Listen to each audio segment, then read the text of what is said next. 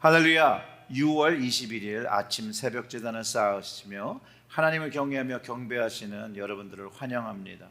오늘 하루도 하나님께 온전히 연락되어지는 삶의 제사를 드리시길 축복합니다. 먼저 열왕기상 18장 20절부터 24절의 말씀을 제가 봉독하고 기도하도록 하겠습니다. 오늘의 말씀은 열왕기상 18장 20절부터 24절의 말씀입니다. 아합이 이에 이스라엘의 모든 자손으로 사람을 보내 선지자들을 갈멜산으로 모으니라. 엘리야가 모든 백성에게 가까이 나아가 이르되 너희가 어느 때까지 둘 사이에서 머뭇머뭇하려느냐.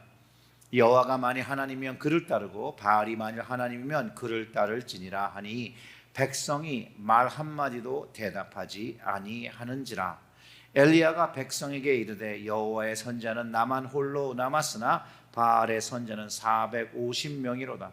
즉 송아지들을 우리에게 가져오게 하고 그들은 송아지 한 마리를 택하여 각을 떠서 나무 위에 놓고 불은 붙이지 말며 나도 송아지 한 마리를 잡아 나무 위에 놓고 불은 붙이지 않고 너희는 너희의 신의 이름을 부르라. 나는 여호와의 이름을 부르니 이에 불로 응답하시는 신 그가 하나님이니라. 백성이 다 대답하되 그 말이 옳도다 하니라.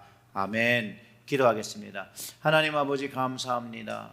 세상에 많은 유혹들이 있고 많은 신들이 있고 많은 우상들이 많은데 거기서 오직 하나님 아버지 예수 그리스도를 보내주신 그 하나님을 믿으며 참신으로 믿으며 구원의 하나님을 경험하며 살아가는 저희들이 될 수 있도록 이 시간 말씀으로 깨닫는 시간이 되게 하여 주시옵소서.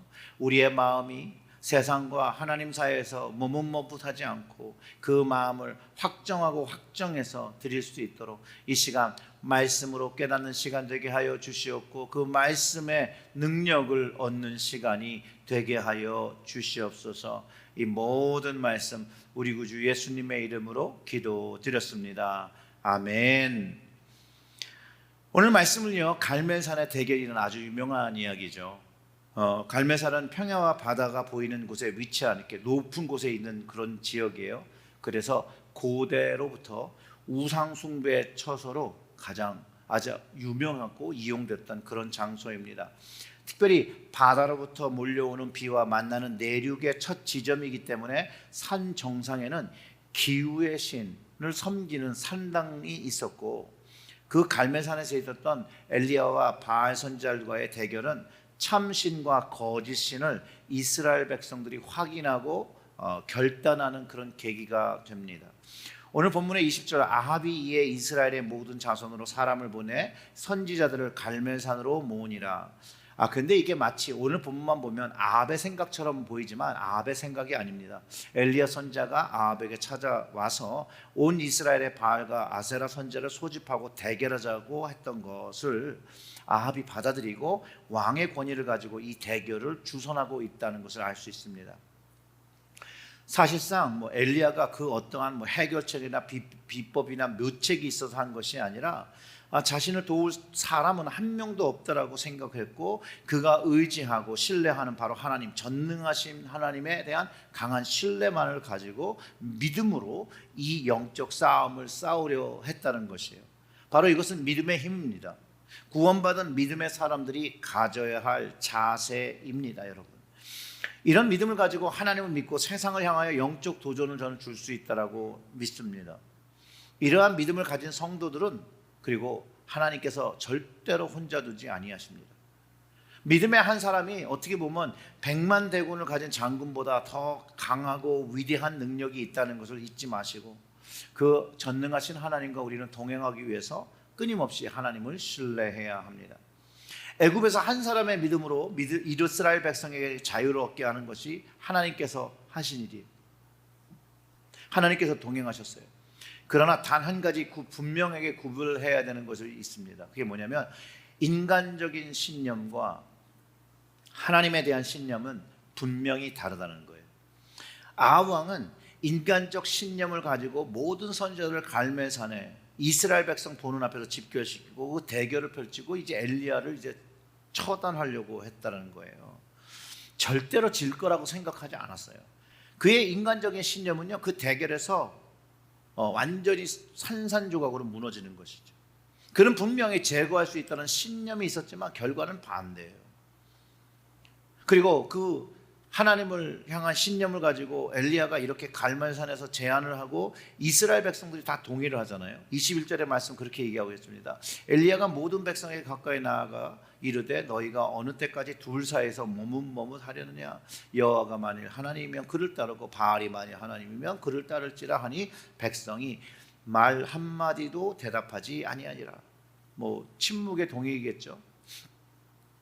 결국은 이스라엘 백성에게 뭘 요청한 거냐면요, 바알이든 여호와 하나님이든 그 사이에서 혼돈하지 말고 신앙의 그 결단을 해야 되고 그 마음을 정해야 된다는 거예요.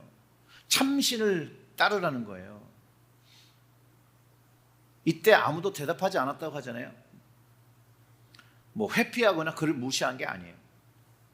여기서 우리가 알아야 되는 것은 그 당시에 이스라엘 백성들이 혼합 종교에 빠져 있었다는 거예요. 하나님을 섬기기도 하고 바알도 섬기고 아세라도 섬기고 뭐 다 섬긴다는 거예요.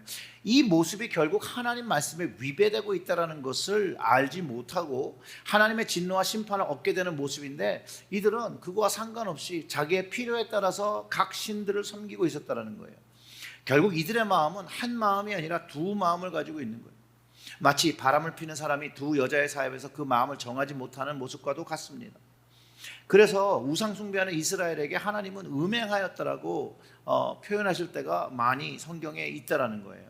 호세아 선지자를 통해서는 이스라엘이 음란한 배우자며 음란한 자녀를 낳은, 즉 하나님을 버리고 우상 숭배하고 우상 숭배하는 자녀들을 양성했다라고 말하는 것과 동일한 것이죠. 근데 이런 이스라엘의 모습이요, 현대 교회와 교인들의 모습 속에서 발견된다는 거예요.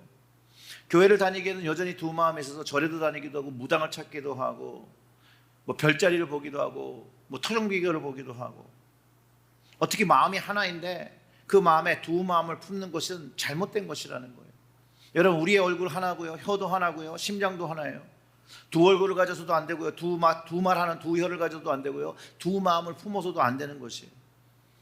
오죽하면 예수님께서 재물과 돈, 하나님과 둘 다 섬길 수 없다라고 말씀하셨겠습니까?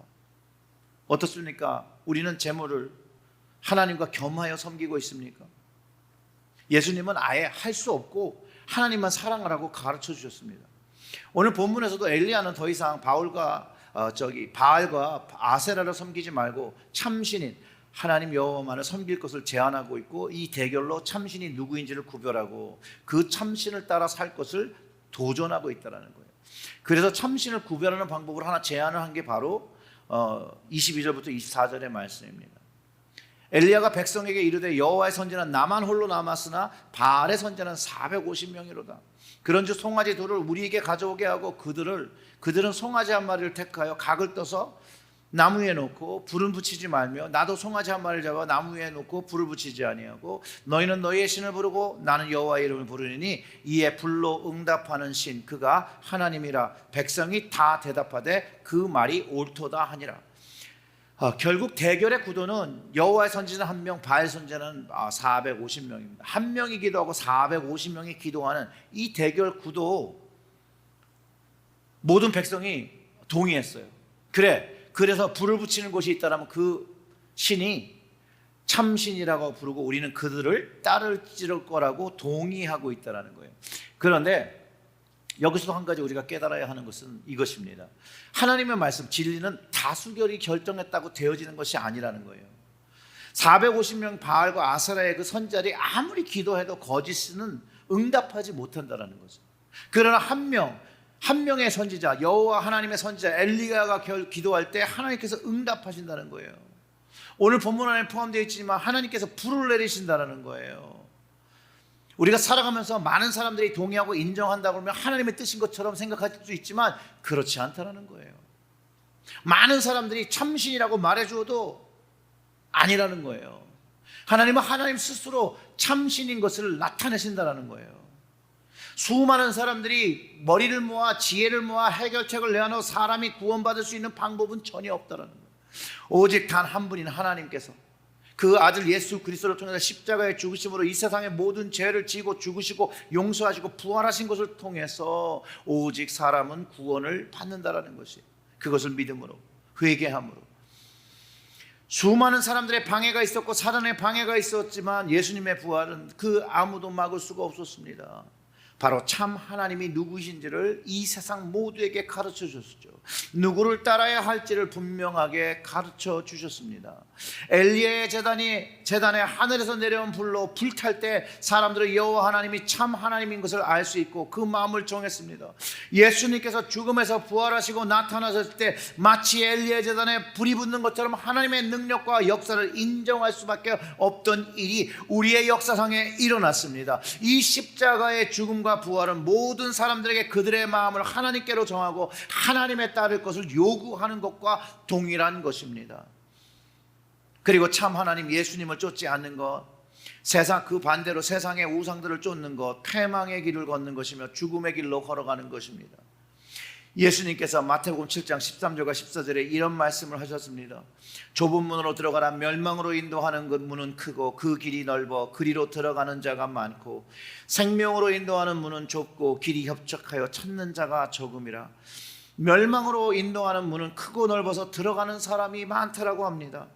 세상 사람들이 많이 가는 그곳, 사람들이 동의하는 것, 말하는 것, 그 방향은 멸망의 문으로 들어가는 것이고 생명이 있는 그 문 좁은 길이고 그 길이 협착해서 많은 사람들이 찾지 않는 그곳, 적은 사람이 찾는다라고 합니다. 사랑하는 성도 여러분, 오늘 말씀 엘리야의 그 갈매살의 대결, 하나님께 그 마음을 정하라고 도전한 것 같이 예수님은 오늘 우리 이 시대를 살아가는 우리에게 좁은 문과 좁은 길을 선택하여 한 마음으로 하나님 아버지를 섬길 것을 요청하고 계시다는 것을 말해주고 계십니다. 오늘 이 말씀을 묵상하시면서 여러분의 마음이 주님을 향한, 하나님을 향한 한 마음인지, 한 마음으로 하나님을 섬기고 있는지, 한 마음으로 그분의 말씀으로 생명을 지키며 살아 생명으로 인도하는 그 좁은 문을 걸어가고 있는지 한번 돌아보시고, 예수님께서 말씀하신 좁은 것을 선택하고 협착한 것을 선택하고 생명의 그 길과 구원의 그 길을 선택하시는 여러분들이 되시길 주님의 이름으로 축원합니다. 기도하겠습니다. 하나님 아버지 감사합니다. 오늘의 말씀을 우리의 마음에 새기게 하시고 오직 참 신 되신 여호와 하나님, 그 예수 그리스도 그 아들을 보내시고 그 아들이 십자가의 죽으심으로 우리가 죄인 되었을 때 죽으신 그것으로 인하여 하나님의 사랑을 확증시켜 주신 것을 다시 한번 마음에 담고 오직 주님만을 위한 한 마음이 되어 확정하여 살아가는 저희들이 되게 하여 주시옵소서. 이 모든 말씀 우리 구주 예수님의 이름으로 기도드렸습니다. 아멘.